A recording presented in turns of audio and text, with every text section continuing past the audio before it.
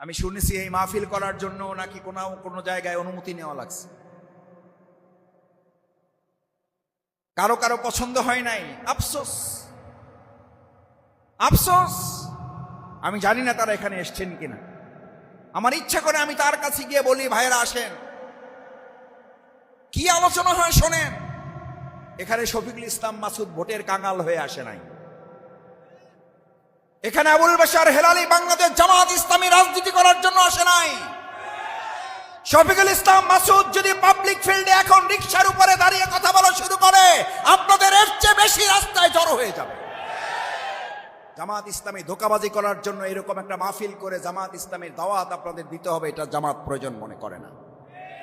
Vote চাওয়ার জন্য শফিকুল ইসলাম মাসুদ এখন বগার ফেরিঘাটে দাঁড়িয়ে, আল্লাহ আমার অহংকার মাফ করুন, বগার ফেরিঘাটে দাঁড়িয়ে কথা বলা শুরু করলে আপনাদের এরকম 200-400 লোক ওখানে হাজির হয়ে যাবে, ফেরি থামিয়ে কথা বলার জন্য দাঁড়িয়ে যাবে। কি ভাবছেন? আমাদেরকে ভোটের কাঙাল মনে করেছেন?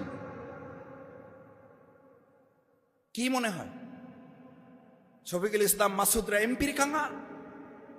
শফিকুল ইসলাম মাসুদরা তো সরকারের প্রতিনিধিত্ব করতেছি আমরা। আমাকে অনেকে বলে, কয় মাসুদ ভাই